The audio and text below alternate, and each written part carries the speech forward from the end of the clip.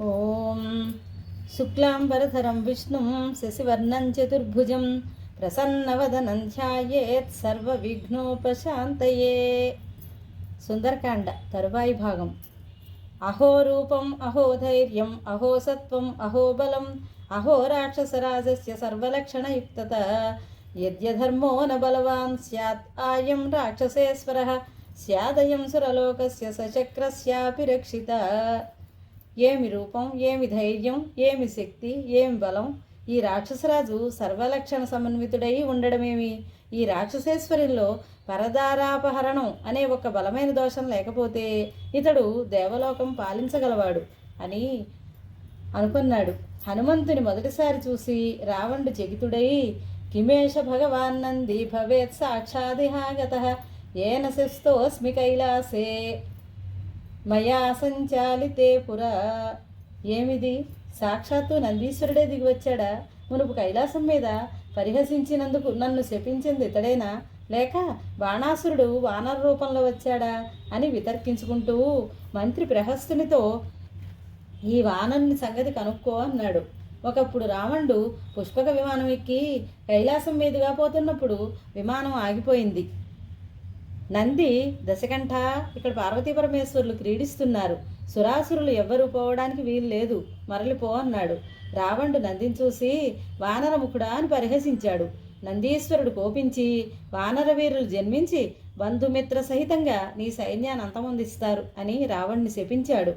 ప్రహస్తుడు, వానరా, నిన్నెవరు పంపారు? ఇంద్రుడా, వరుణుడా, కుబేరుడా, యముడా, లేక విష్ణువా? వానర రూపంలో ఉన్న నీ తేజస్సు, శక్తి వానర సహజంగా లేవు. నిర్భయంగా నిజం చెప్పు, నిన్ను విడిచిపెడతాం అన్నాడు. హనుమ, నీవు చెప్పిన వారెవరూ నన్ను పంపించలేదు. నేను వానరుడను, మీ లంకేశ్వరుని చూడాలని వచ్చాను. అందుకే అశోకవనం ధ్వంసం చేశాను. మీ అనుచరులు నన్ను హింసించడానికి రాగా ఆత్మరక్షణ కోసం వారిని చంపక తప్పలేదు. నాకున్న వరబలం వల్ల ఏ అస్త్రము నన్ను బంధించలేదు. అయినా కట్టుబడితే గాని మీ ప్రభువును దర్శించడం కుదరదని బంధితుడనై ఉన్నాను.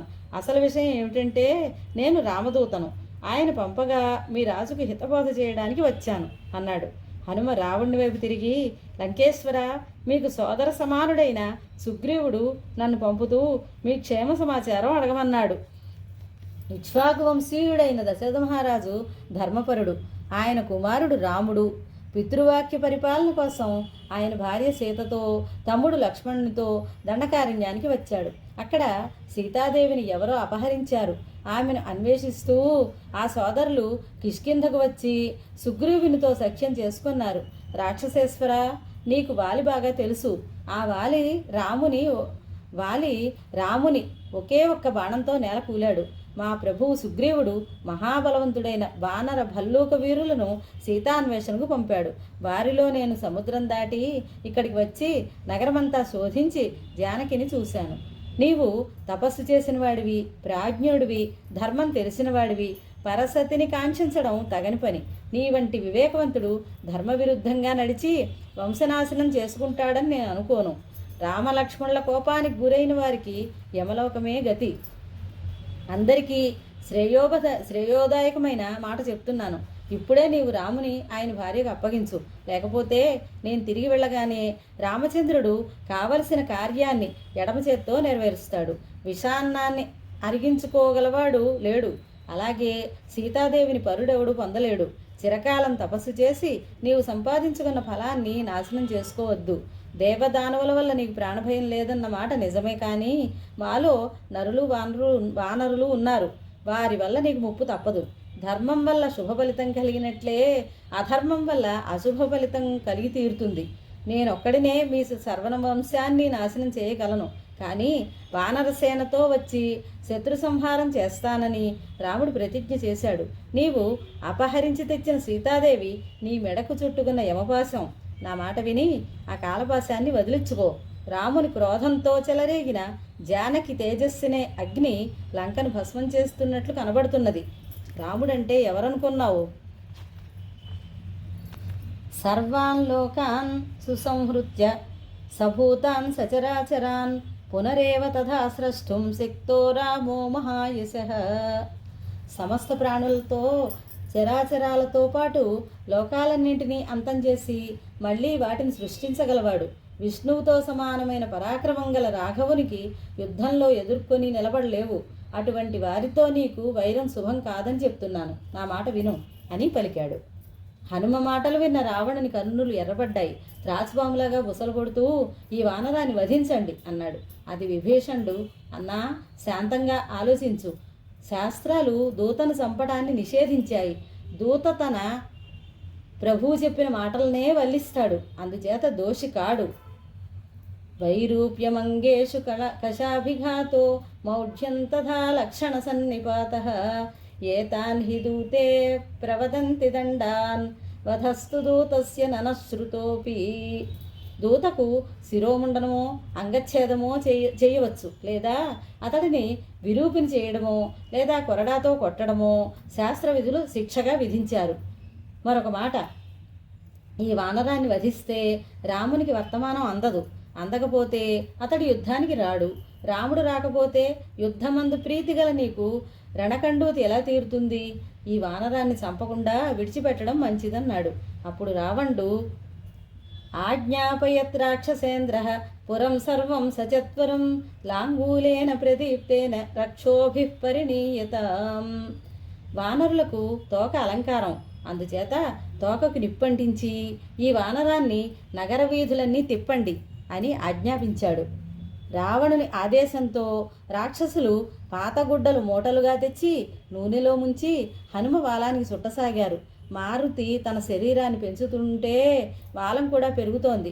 రాక్షసులు వాలానికి నిప్పు పెట్టారు. అది చూసి లంకానగరంలోని పిల్లలు, స్త్రీలు, వృద్ధులు అందరూ హర్షధ్వానాలు చేశారు. మారుతి ఆలోచించాడు, రాత్రి పట్టణమంతా తిరిగినా చీకట్లో దుర్గ రహస్యాలు చూడడానికి వీలుపడలేదు. ఇప్పుడు ఈ రక్కసులు ఊరంతా తిప్పి ఆ లోటు తీరుస్తారని భావిస్తూ బయలుదేరాడు.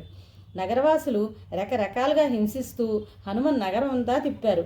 కొందరు స్త్రీలు అశోకవనానికి వెళ్ళి సీతకు ఈ వార్త చెప్పారు. అది విన్న జానకికి అమిత దుఃఖం కలిగింది. వెంటనే తూర్పు దిక్కుకు తిరిగి, యద్యస్తి పతి శుశ్రూష యద్యస్తి చరితం తపః యది చాస్త్యేకపత్ని త్వం సీతో భవ హనుమతః. నేను పతిసేవా తత్పరురాలనైతే, పాతివృత్య పరాయణురాలనైతే ఓ అగ్నిదేవా హనుమంతునికి చల్లగా ఉండు అని ప్రార్థించింది. హనుమ శరీరానికి అగ్నివేడి సోకలేదు. చల్లగా అనిపించి ఆశ్చర్యచకితుడైనాడు.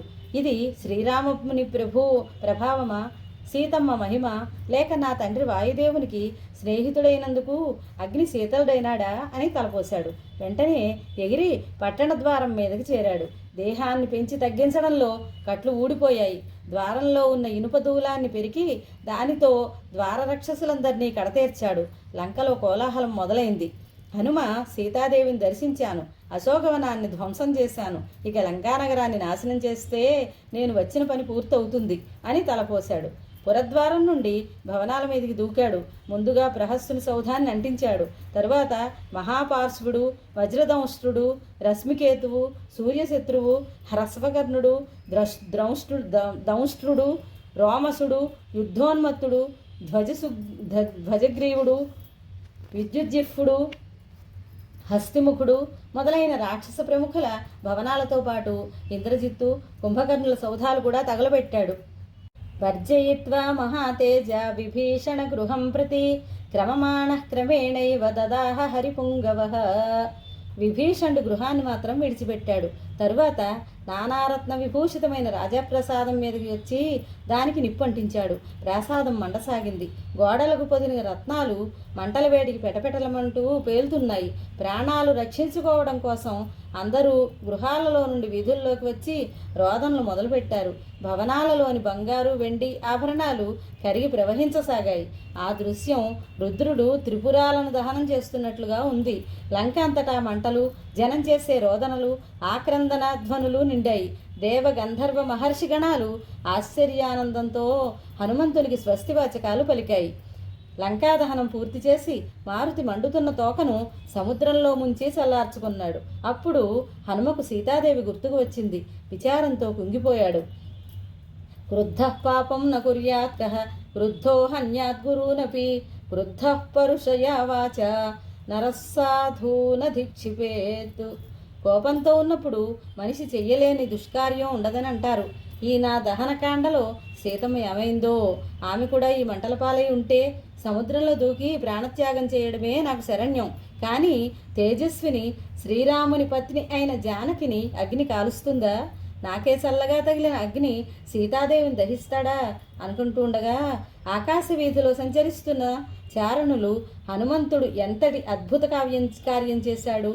లంకానగరం మొత్తం తగలబడినా జానకి వైపు అగ్ని ప్రవేశించలేదు అనుకోవడం విని కుదుటపడ్డాడు. వెంటనే అశోకవనం చేరి సీత సురక్షితంగా ఉండడం చూసి సంతోషించాడు.